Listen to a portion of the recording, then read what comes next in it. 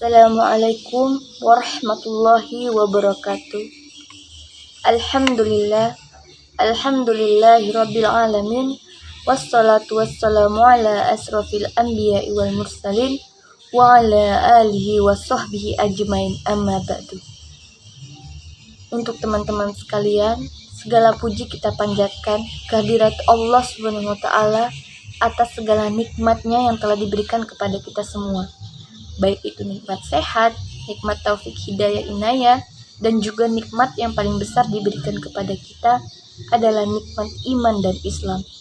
Serta salawat salam tak lupa kita haturkan untuk Nabi besar Nabi Muhammad SAW yang telah membawa kita dari zaman kegelapan menuju zaman terang benderang saat ini. Untuk teman-teman sekalian, sekarang ini kita berada di zaman kebebasan, yaitu zaman di mana nilai-nilai keagamaan yang kita anut sudah tidak lagi menjadi bingkai kita dalam berperilaku. Pergaulan bebas merupakan sesuatu yang marak terjadi saat ini. Pergaulan bebas dapat menjangkiti siapapun. Ini merupakan penyakit yang menyerang pribadi-pribadi labil, seperti para kalangan remaja. Mereka mencoba apapun tanpa memperdulikan batasan yang sudah ditetapkan oleh agama kita, baik agama kita ataupun lingkungan sosial dan juga hukum. Pergaulan bebas sendiri diartikan sebagai suatu pergaulan yang tidak memiliki batasan, mengabaikan norma-norma agama maupun norma-norma yang berlaku di masyarakat. Karena itu, pergaulan bebas cenderung mengarah pada hal-hal yang negatif. Contohnya seperti seks bebas, pemakaian narkoba, dan lain-lainnya. Remaja-remaja kita yang merupakan generasi penerus bangsa telah dibutakan dengan budaya-budaya barat yang sangat bebas. Mereka bergaul tanpa adanya batasan, tidak lagi mengenal mana yang benar dan mana yang salah. Oleh karena itu, banyak sekali remaja-remaja berseragam yang sudah kehilangan kehormatannya. Hal ini dikarenakan kurangnya ilmu agama yang diajarkan di lingkungan keluarga, sekolah, maupun masyarakat. Dan juga lemahnya iman dan kurangnya pemahaman agama yang kuat bagi remaja juga dapat menjadi salah satu penyebab terjadinya pergaulan bebas.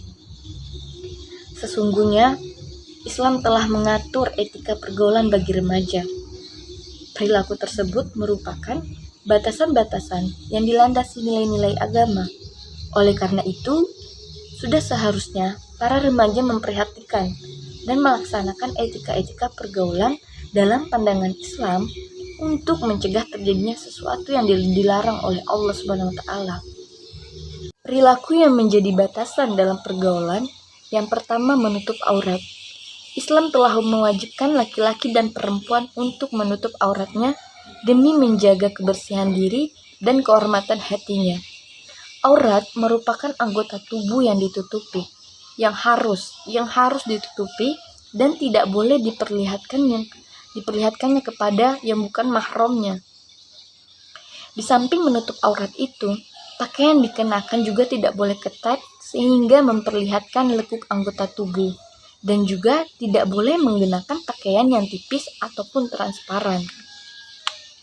Yang kedua, menjauhi perbuatan zina pergaulan antara laki-laki dan perempuan. Pergaulan antara laki-laki dan perempuan yang diperbolehkan selama masih ada batas dan tidak membuka peluangnya terjadinya perbuatan dosa. Islam adalah agama yang menjaga kesucian. Pergaulan di dalam Islam adalah pergaulan yang dilandasi oleh nilai-nilai kesucian. Dalam pergaulan dengan lawan jenis harus dijaga jarak, sehingga tidak ada kesempatan terjadinya kejahatan seksual yang dapat merugikan diri pelaku, keluarga, dan juga masyarakat di sekitarnya. Allah Subhanahu wa taala berfirman dalam Quran surah Al-Isra ayat 32 yang artinya, "Dan janganlah kamu dekati zina. Sesungguhnya zina itu adalah suatu perbuatan yang keji dan suatu jalan yang buruk." Dalam rangka menjaga kesucian pergaulan remaja, agar terhindar dari perbuatan zina, Islam telah membuat batasan-batasan itu. Yang pertama, Laki-laki tidak boleh berduaan dengan perempuan yang bukan mahramnya. Jika laki-laki dan perempuan di tempat yang sepi, maka yang ketiganya itu adalah setan. Mula-mula saling berpandangan, lalu berpegangan tangan, dan akhirnya menjurus pada perzinahan. Itu semua adalah bujuk rayu setan. Yang kedua, laki-laki dan perempuan yang bukan mahramnya tidak boleh bersentuhan secara fisik. Saling bersentuhan yang dilarang dalam Islam adalah sentuhan yang disengaja dan juga disertai birahi. Itu dilarang oleh Allah SWT. Allah memerintahkan kaum laki-laki dan perempuan untuk menahan pandangannya. Sebagai firman Allah dalam Quran Surah An-Nur ayat 30-31, katakanlah kepada orang laki-laki yang beriman, hendaklah mereka menahan pandangannya dan memelihara kemaluannya. Yang demikian itu adalah lebih suci bagi mereka. Sesungguhnya Allah Maha mengetahui apa yang mereka perbuat. Katakanlah kepada perempuan yang beriman, hendaklah mereka menahan pandangannya daripada memandang yang haram. Ayat di atas mengisyaratkan bahwa Allah memerintahkan agar laki-laki dan perempuan menjaga pandangannya.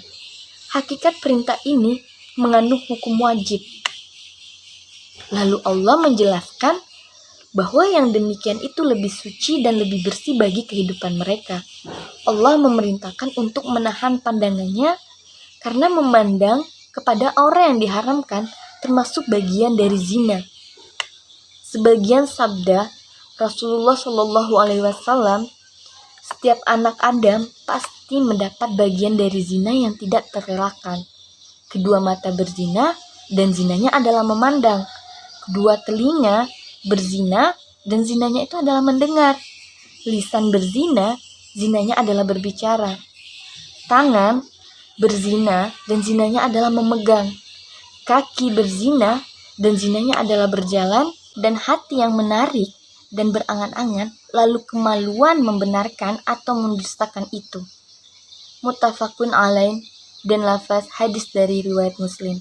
Yang ketiga, disebut zina karena laki-laki merasakan nikmatnya pandangan, keindahan tubuh wanita. Pandangan itu masuk ke dalam hati orang yang memandang, sehingga hati seorang laki-laki terpikat dan membayangkannya. Maka timbullah keinginan atau berusaha untuk melampiaskan keinginan syahwat kepadanya. Oleh karena itu, Allah melarang seorang laki-laki memandang wanita karena hal tersebut menimbulkan bahaya dan kerusakan sebagai dampak pergaulan bebas, dan pergaulan bebas ini dilarang karena menyebabkan terjadinya perbuatan yang tidak terpuji. Bahkan akan berakhir dengan suatu hal yang sangat buruk. Oleh karena itu, sebagai orang yang beragama, kita harus menjauhi perbuatan zina dan membatasi pergaulan terhadap orang yang bukan mahramnya. Demikian yang bisa saya sampaikan. Saya akhiri, kurang lebihnya mohon maaf. Wabillahi taufiq wal hidayah. Wassalamualaikum warahmatullahi wabarakatuh.